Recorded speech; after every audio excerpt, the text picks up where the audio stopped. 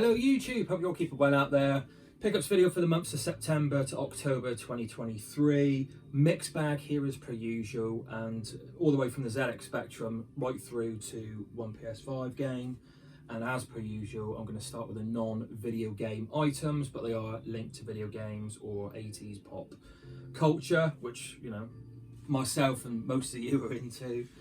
So I'm going to start with a figure. I'm very fussy with the figures I'm picking up. I'm not after any complete lines. It's a rabbit hole I don't want to go down, but there are the kind of figures I'm after, or the toy lines I'm interested in, are the ones that aren't kind of the norm. And maybe if I see a figure from, say, He-Man or Transformers or whatever, there's maybe one or two I'll get from each, he says, but I'm pretty confident that that's going to be the case. But this is a different figure for Zelda. And not the Zelda you're thinking. Zelda from Terrorhawks. I'm keeping my eye on this one. Out for a decent one like this for 6 months, year. It's been on my mind to pick one up, and I really wanted one on a card back. The card is in lovely condition, nice and flat. But as the seller was, it come up for a good price, but as the seller was about to package it and send it on to me, he said, "Oh, I've noticed a couple cracks in the bubble, which has gone piss yellow, urine yellow," and which is the natural thing with many of these products. But it's all sealed apart from that, but it does have two cracks that he didn't notice, and he knocked off a £5. So yeah, I was like, yeah, I'm happy with that, and send it on through. But I love the board art there. Just very, very 80s. I used to love the show. And Zelda, yeah, real scary old hag she was. There she is, look. And her brother, he was another slob. Disgusting thing. But yeah, definitely wanted that figure. Not really interested in anything else. The other one I might get, actually, is one of these like balls, these droids. And I remember at the end of each episode of Terrorhawks, they would have like a simple noughts and crosses game, and me and my sister would always bet on which one was going to win. We'd pick a nought or a cross and see who would win. Silly little things. And I did do a nice piece of art for a t-shirt of the logo many moons ago. I'll have to see if I can get another few reprints done. But yeah, really pleased to have that one. Really, really pleased. Right, next. CD, a soundtrack one again I've been keeping an eye out for many moons, and yeah, it's a very haunting album for Silent Hill 2.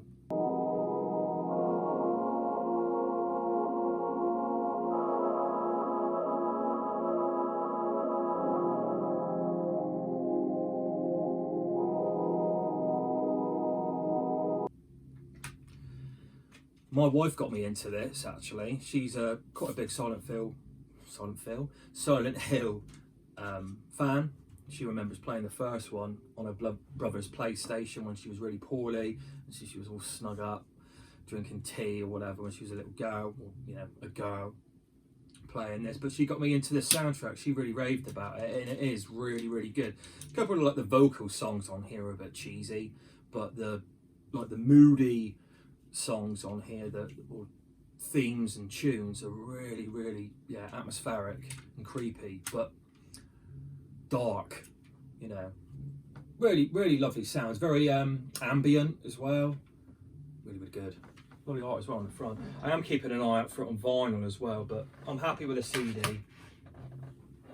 Right, and lastly, we got something from Nintendo. Again, it's going to be a theme, something I've been keeping an eye out for quite a while out there. I just waited for the right set, and this is Hanafuda, which are the little cards, tiny little things they are, but really beautiful. And these are from 1965, I think, by Nintendo.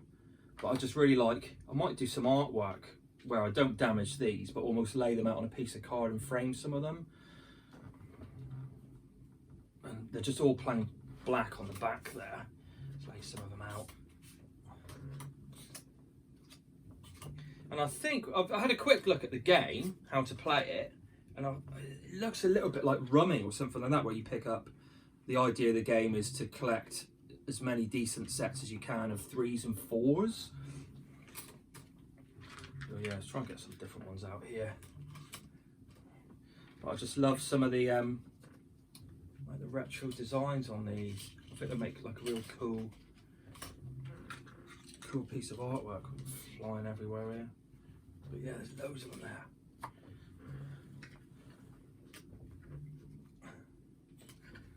Very nice little things and real cute little box. Yeah, from 1965, I think he said. But he sent me the details of this. The guy is like a reseller of old bits and bobs. I think he does like house clearances and stuff like that. But the guy he got this off was a collector, and it said he purchased this way back in 1965 in his handwritten ledger. So really cool little item that, and it will be good, a nice simple game hopefully to play with my daughter if she gets maybe a little bit older, but the wife's interested as well. Right, anyway, enough of that, let's get on to the video games. Firstly, I gave a game, reached out to Dave, Retro Games Played Badly, Birdsaw, and I can't remember, I'm sat here now, I can't remember for the life of me what game it was. Was it a PS2 game? Was it Battlestar Galactica? Might have been. Anyway, I sent that to him, and you know, I never give to receive, but he did say, look, I've got a few double items, and let me know if you're interested in anything. I picked up Lost Odyssey for the Xbox 360. It is a RPG that I do like the look of, but I don't know if I'm going to get a 360, but I do like the look of the game. So we'll see, it's a conundrum. But the main thing I wanted was Gauntlet 2. And it works, Dave, so that's really cool. Always a bonus. Love the Gauntlet games. And yeah, it's a nice little version. This boots up loads and had a quick little go on it, but I will give that more time. And then, bless him, he chucked in a couple of other bits and bobs. Real nice of him to do so. So thank you, Dave, for that. Much obliged. Set those up there. Sip of water. A couple more Spectrum games, or a few more.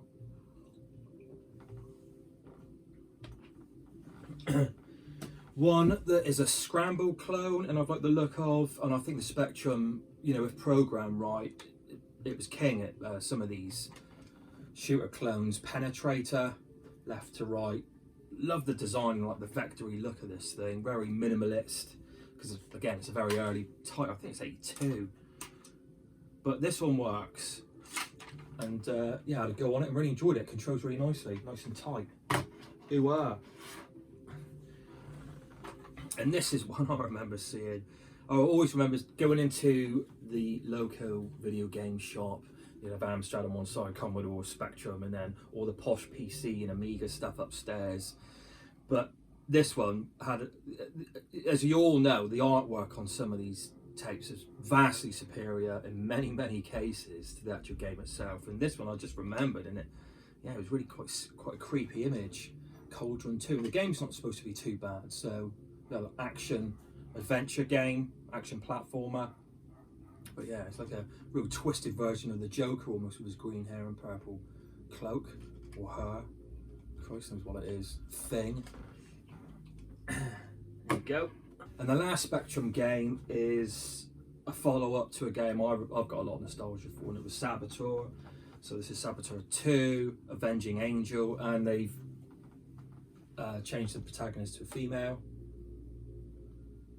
And I think it plays almost the same. And I remember Burnout Culture Mark, wherever he's gone, bless him, miss him on the tubes, picking this up. And I remember the game, and I sort of chimed in with a comment saying, wasn't Saboteur 1 better? And he was like, no mate, no, Saboteur 2. So I'm really keen to give this one a blast. Yeah, that classic scene at the start where you fly in, or parachuting in the first one, isn't it, or something, and this is hang glide in. So yeah, that one. Next, a game for the Master System. I went down to the local retro video game shop, Revival Games in Plymouth, and it was a quick pop in, and I remember scooting about and seeing a few other bits, and I think 2 games maybe I picked up for the PS2, maybe one for the Xbox, I can't remember, but when I get to them I'm like, no. And this one for the Master System, and I've been liking the look of this in some of the shooter challenges I've seen on YouTube. There's Bomber Raid. Doesn't come with a manual, but as I was sort of looking through his wares, he had, as he always does, loads of boxes and bins. full of different games and bric-a-brac, and this one was just lying on the top, and I was like, man, I want that. So we haven't even got it out yet to price up. I got it for a really good price, no manual, and a bit of tatty on the cot, but I don't care. I think it's quite sound, a little bit of colour fading. I'll keep my eye out for another copy, but I've played this and it's really, really good. Nice tight controls, and what was that? I used to love that plane. I remember Top Chumps, and that was one of the top chumpers in there. Was it called the Blackbird or Bluebird? I can't remember. Blackbird. It looks like a blackbird. There's that one. Nice little shooter. On to the Sega Dreamcast, and the only Sega Dreamcast game. I haven't picked this Dreamcast game up for blimmin' ages. Really happy with my collection, but there's like one or two, and then I'll be done, he says. It's Extreme Sports, in lovely condition, nice sheen to this thing, almost like glass though, aren't they, these? You so much as say a bad word about them and they'll crack and cry. But in this, it's a bit like Iron Man, where you go from one sport to the next. You'll sort of hang glide in, land, run over, grab your bike, go on a bike circuit, go on to the next thing, snowboarding, quadding. Looks really, really good. My kind of arcadey racer. There's that one. Right, onto the PS2, and I went down the charity shop, and they clearly had some guy just bring a big wad of PlayStation 2 games in. A lot of the usual fare, but some alright ones that you don't usually see in a charity shop, and a few that I bought to flip to then obviously put back into the collection and get games I actually want. And these I've decided to keep. So the Getaway Black Monday, they're all £1 each. Never had these. Always interested to play these. Grand Theft Auto, but with a London setting. And this one, how early noughties is this cover? Super Buster Move. So a nice puzzle game for me and the wife to play. Great cover. Always quite iconic. I always remember seeing that one in the shops back in the day. And yeah, this one's supposed to be okay. Dreadful cover, really cheapy looking, but Tokyo Extreme Racer. Don't mind the odd racer. Not a massive fan, but this is arcadey, I believe. I don't think it's too simmy. So there's that one. And was that the only games from there? Yeah. So, I want to try and work out what else I've got from Revival Games from here. Can't bloody remember. Is it that one? No, I don't think it was. Anyway, another PlayStation 2 go waffling. I think this was CEX if it wasn't Revival. I went into CEX and I just, right, I'm going to hoover up any goodies that I'm interested in. Had some cash to burn. Summoner 2, I've got the first one. This is like an action adventure RPG light. So it'll be okay. That one. Onto the Xbox. Onto the Xbox, and this is the one I got at Revival. Godzilla. So, huge monster fighting game. Cities laid to waste. Yeah. And I watched the other day, it was decent, at Shin Godzilla. And I know the Shin series, there's the Shin, what's he called? Ultraman. I can't remember the Kaiden. I can't remember the name of the other one, but yeah, it was alright. It was really watchable. It was in Japanese. Had all the subtitles. The film Godzilla, Shin Godzilla, and it was like more of like a quote unquote realistic take about behind the scenes what the government would actually do about this real life situation if it were to ever take place. But yeah, this game looks good. Been on my list for the Xbox for quite a while. Another arcadey racer, similar in vein actually to the Dreamcast game, and it's MX versus ATV Unleashed. Nice and arcadey. I like these, a bit more sort of off-road and rugged races. This is one from CEX as well. Star Wars Jedi Starfighter. All really good price, I think like £2.50 I think. Was this one in there? I think this one was as well. Always take it up to the counter. Sometimes you get the booklets in in the actual case, but sometimes I always ask before you go, you know, charging me the money, let's check to see if it comes complete. But the Tecmo Classic Arcade, love these little compilations, and Bomb Jack's on there. Looking really nice on the big TV with the cable and everything. I was really pleased with that. Oh, and Rygar, bloody difficult game that. Not really played it before, but always fancied it. But yeah, it's really tricky. And this one I found on eBay for a decent price, but keeping my eye open. Some people ask quite a bit too much for this, but I got it for £9, £8. Predator, Concrete Jungle. Bit of like, didn't even know this one existed. And again, I've said it numerous times, from this generation of Cube, PS2 and Xbox, there are just so many games I'm still learning about. Looks really good. Stealthy with your weapons, taking out gangs, I think, maybe cops, I don't know. Right, moving through the generations now. 3DS, only one 3DS game, and a series I'm not too familiar with, JRPG, Etrian Odyssey 4. There's I did a little bit of research into what ones are best. This one comes up a lot, but I think there's two different ones. Is it number 2? It's kind of quite a weird series with how they've broken down the Etrian Odyssey titles, and they've got like different sub names with like 1, 2, and 3, I think, as I was looking into it. But yeah, I always want the best of each particular series to try. Looks really good. Atlas game. Atlas always intrigues me as a game developer. Look at that one. Only the one 3DS, and then onto the more modern systems. One PS3. This was one I hoovered up in CEX. I don't really see it often. I don't own it, and I love the franchise of Resident Evil, Operation Raccoon City, and I think this is probably going to be a bit like your mercenary sort of games on the 3DS, where it's not canon per se, but just like a sub game within the series. And I think it's taking on hordes of enemies and things. So it's not really up my street, but I am interested to check it out as like an arcadey shooter, really. There's that one. Where shall I put you? I'll put you down there. Right, PlayStation 4, and then one PlayStation 5, and then we're done. Again in CEX, I've got all of these in the Hoover, the game Hoover. Just Cause 4. Really liked 2 on the PlayStation 3. Just mindless fun, mindless. Ridiculous the things you get up to in this, setting off explosives, setting off like missiles and flying the missiles, and the idea of just laying waste to and destroying everything. And I think this has got like the natural disaster element in this one, which intrigued me with the tornadoes and things. So yeah, it was like £4, £5. Another one for £4 was Robinson The Journey for the original PS VR.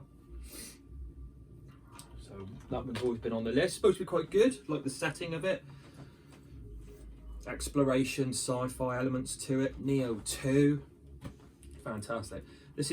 Neo was good, but this for me was better.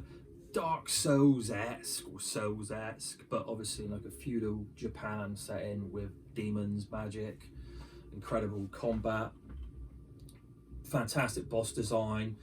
Tough, but definitely doable, and just a pleasure to go through this game. Hoping they're doing 3, and I'm sure they are. And looking forward to seeing that from Team Ninja on the PlayStation 5 at some point. I'm sure they'll be doing a number 3. And this one, which I didn't know too much about, but I did get the phone up and have a look into it. I like the cover, and yeah, it did seem like an interesting game. Multiplayer hunting action, open world. Maybe it's a bit more online, I don't know, but we'll see. It was only a few pounds. Yeah, let me know a bit more about that one in the comments below. And lastly, for the PlayStation 5, me and the wife have just started playing this proper. It's a game I wanted to get so both of us could play through it. It's a franchise that she's very much interested in, and that's Harry Potter and it's Hogwarts Legacy. But it's a game genre and style that I'm very much interested in. So she's not really played anything like this before, but because of the universe that it's set in, she's really interested in playing it and learning like the RPG mechanics, and you know, it's really good, sort of giving her some little tips on things. I'll do some of the combat, she'll do some of the running around and collecting things and buying bits and pieces. But we've only just started it, we're a few hours in, and it's really nice. There's some beautiful settings and graphics and attention to detail in this. And I remember yesterday we were walking through Hogwarts, like the main castle there, and we went into this like marble room, and we had the surround sound set up, and it just sounded like you were there, you know, with the echo and the footsteps hitting the marble flooring. It was really charming. Some of the character models aren't quite as good as the backdrops, but yeah, it's a beautifully conceived game by the looks of it. Obviously a labour of love. Really enjoying it so far, and this is one we're planning to play through to Christmas. So there you go. Thank you very much, people. Please comment below on any of this stuff. Let me know what some of the games are like, if you've played them. Again, a lot of these I haven't played, but as we all do, we intend to play them. I've given games a go, as I've said, to just make sure they work. I do like my specky games to work. I do like going through the theatre of putting them into the game system and loading it, just like the old days. Enough waffling though. Thank you very much for watching, everyone. Take care out there, stay safe, and I'll see you again.